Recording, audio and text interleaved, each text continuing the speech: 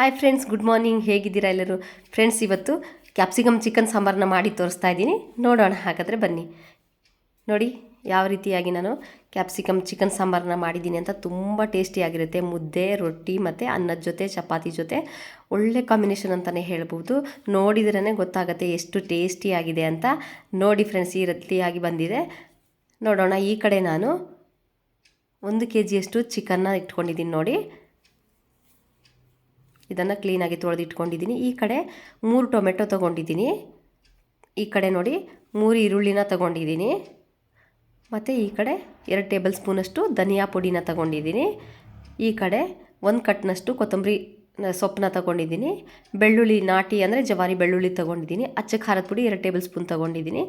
ಶುಂಠಿನ ಜಜ್ಜಿ ಇಟ್ಕೊಂಡಿದ್ದೀನಿ. ನೋಡಿ, 1.5 ಇಂಚಿನಷ್ಟು, ಅರ್ಧ ಹೋಳನಷ್ಟು ತೆಂಗಿನಕಾಯಿನ ಇಟ್ಕೊಂಡಿದ್ದೀನಿ. ಮತ್ತು ಏಲಕ್ಕಿ, ಚಕ್ಕೆ, ಲವಂಗ, ಕಾಳುಮೆಣಸನ್ನ ತೊಗೊಂಡಿದ್ದೀನಿ ಈ ಕಡೆ.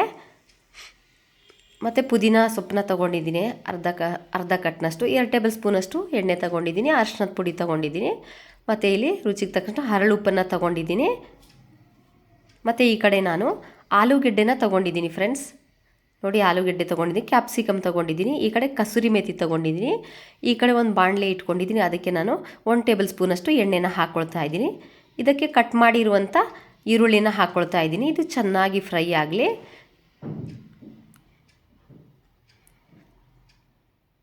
ನೋಡಿ, ಈ ರೀತಿಯಾಗಿ ಇದು ಫ್ರೈ ಆಗ್ತಾ ಇದೆ. ಇದಕ್ಕೆ ಕಟ್ ಮಾಡಿರುವಂಥ 3 ಟೊಮೆಟೊನ ಹಾಕ್ಕೊಳ್ತಾ ಇದ್ದೀನಿ. ಇದು ಕೂಡ ಚೆನ್ನಾಗಿ ಫ್ರೈ ಆಗಲಿ.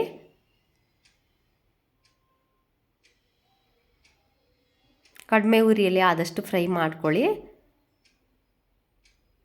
ನೋಡಿ, ಈ ರೀತಿ ಆಗಿದೆ. ಸ್ವಲ್ಪ ಇದನ್ನು ಹಾಗೆ ಇದು ಮಾಡ್ತೀನಿ. ಈ ಕಡೆ ಒಂದು ಮಿಕ್ಸಿ ಜಾರನ್ನು ತಗೊಂಡಿದ್ದೀನಿ. ನೋಡಿ, ಜಜ್ಜಿಟ್ಟಿರುವಂಥ ತೆಂಗಿನಕಾಯಿನ ಹಾಕ್ಕೊಳ್ತಾ ಇದ್ದೀನಿ.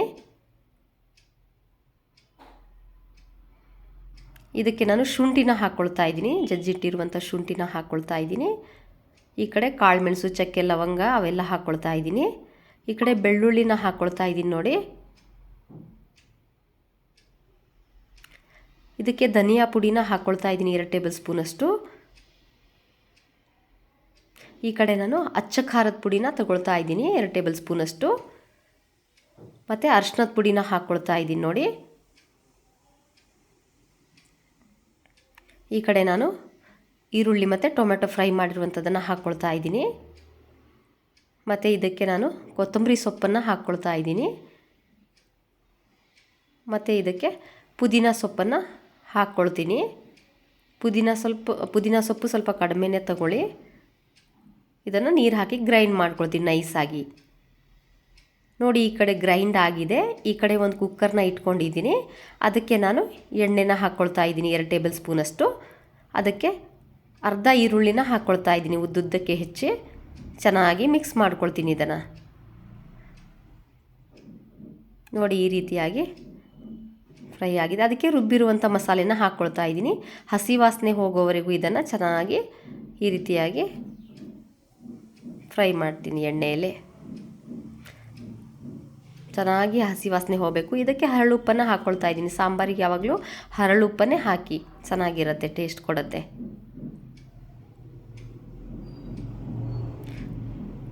ಫ್ರೈ ಆಗ್ತಾ ಇದೆ ಚೆನ್ನಾಗಿ. ಇದು ಕುದೀತಾ ಇದೆ. ನೋಡಿ, ಇನ್ನು ಸ್ವಲ್ಪ ಆಗಲಿ ಇದು. ಇದಕ್ಕೆ ತೊಳೆದಿಟ್ಟಿರುವಂಥ ಚಿಕನ್ನ ಹಾಕ್ಕೊಳ್ತೀನಿ ನಾನು. 1 kg ಚಿಕನ್ ತಗೊಂಡಿದ್ದೀನಿ. ನೋಡಿ, ಚೆನ್ನಾಗಿ ತೊಳೆದ್ಬಿಟ್ಟು ಅದನ್ನು ಹಾಕ್ಕೊಳ್ತಾ ಇದ್ದೀನಿ. ಇದನ್ನು ಚೆನ್ನಾಗಿ ಮಿಕ್ಸ್ ಮಾಡ್ಕೊಳ್ತೀನಿ. ಕ್ಲೀನಾಗಿ ಮಿಕ್ಸ್ ಆಗಲಿ ಇದು. ಚಿಕನ್ ತೊಳಿಬೇಕಾದ್ರೆ ಸ್ವಲ್ಪ ಅರಿಶಿನ ಮತ್ತು ಉಪ್ಪನ್ನು ಹಾಕಿ 10 ನಿಮಿಷ ನೆನೆಸಿ ಆ ನಂತರದಲ್ಲಿ ವಾಶ್ ಮಾಡ್ಕೊಳ್ಳಿ, ಚೆನ್ನಾಗಿರುತ್ತೆ. ಇದಕ್ಕೆ ಸ್ವಲ್ಪ ನೀರನ್ನು ಹಾಕ್ಕೊಳ್ತೀನಿ. ನಿಮಗೆ ಎಷ್ಟು ನೀರು ಬೇಕೋ ಅಷ್ಟು ಹಾಕ್ಕೊಳ್ಳಿ. ನಾನು ಸ್ವಲ್ಪ ತೊಗೊಂಡಿದ್ದೀನಿ ಇಲ್ಲಿ. ಈಗ ಮಿಕ್ಸ್ ಮಾಡ್ಕೊಳ್ತೀನಿ. ಕ್ಲೀನಾಗಿ ಮಿಕ್ಸ್ ಆಗಲಿ ಇದು.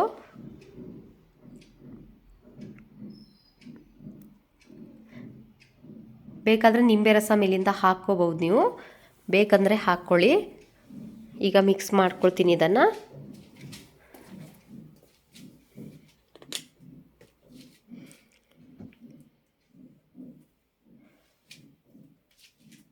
ಈ ಕಡೆ ಒಂದು ಬಾಣಲೆನ ತೊಗೊಂಡಿದ್ದೀನಿ. ನೋಡಿ, ನಾನು ಇದಕ್ಕೆ ಕ್ಯಾಪ್ಸಿಕಮ್ನ ಹಾಕ್ಕೊಳ್ತಾ ಇದ್ದೀನಿ.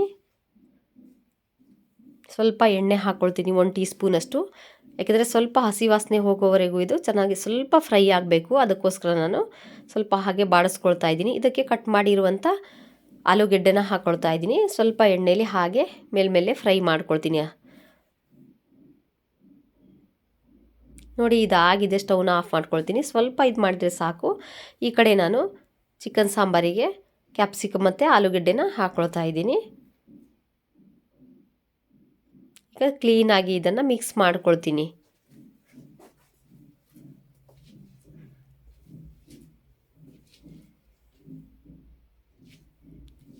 ಚೆನ್ನಾಗಿ ಮಿಕ್ಸ್ ಆಗಲಿ. ಇದು ಆಗಿದೆ ನೋಡಿ. ಇನ್ನೊಂದು ಸ್ವಲ್ಪ ಕೆಳಗೆ ಮೇಲೆ ಮಾಡ್ತೀನಿ. ಎಲ್ಲ ಮಸಾಲೆ ಮತ್ತು ಕ್ಯಾಪ್ಸಿಕಮ್ ಅದೆಲ್ಲ ಕ್ಲೀನಾಗಿ ಮಿಕ್ಸ್ ಆಗಲಿ. ಇದು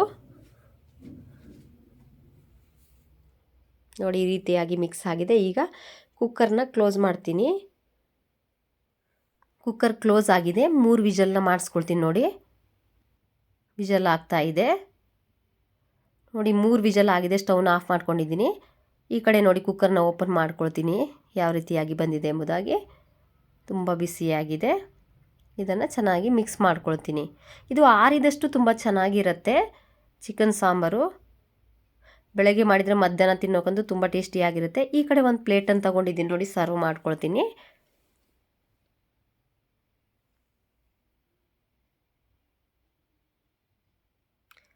ದೋಸೆ ಮತ್ತು ಮುದ್ದೆ, ಚಪಾತಿ, ರೊಟ್ಟಿ, ಅನ್ನದ ಜೊತೆ ಮತ್ತು ಗೀ ರೈಸ್ ಮಾಡ್ತೀವಲ್ಲ ಅದ್ರ ಜೊತೆ ತುಂಬ ಚೆನ್ನಾಗಿರುತ್ತೆ. ಬಿರಿಯಾನಿ ಮಾಡಿದರೆ ಅದ್ರ ಜೊತೆನೂ ಹಾಕ್ಕೊಂಡು ತಿನ್ಬೋದು ಫ್ರೆಂಡ್ಸ್.